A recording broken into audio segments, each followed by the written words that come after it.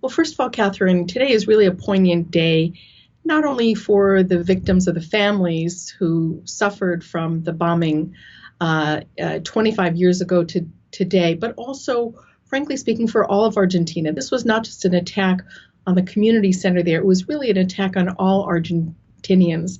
You know, the youngest victim was 5 years old. The older victims were in their 70s or 80s. But to answer your question about the impact of freezing Hezbollah's assets in the region, a lot of people think about Hezbollah as these folks who are sort of hiding in the shadows. But I think the implications for this will be much greater than that.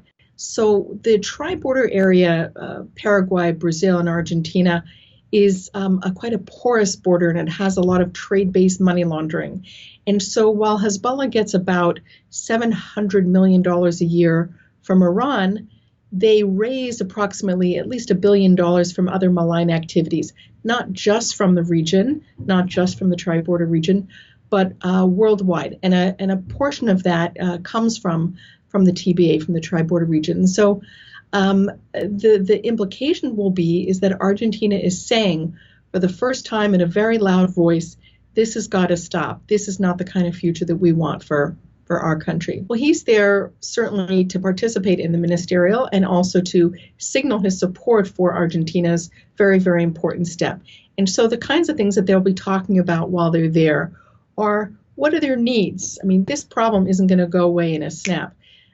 This problem involves information sharing, intelligence sharing, cooperation on the law enforcement side, on the banking side. This is a wide-ranging problem. It needs really a multifaceted solution. And from everything I understand, the meetings are going very well. And I hope for the region's sake that others will follow suit. And so it could really be a region that lives not so much anymore under Hezbollah's threat. If I could just add one thing, Catherine, Hezbollah raises money in that region, but it also gets a lot of money from Iran. And this is also an important message for the people to the people of Iran. They also have a choice to make. Do they want their leaders engaged in funding these sorts of malign and nefarious activities abroad? Or do they want that money spent at home, on roads, on healthcare, on education, on infrastructure? So this isn't just something that involves the people of Latin America, but it also involves the people in Iran itself.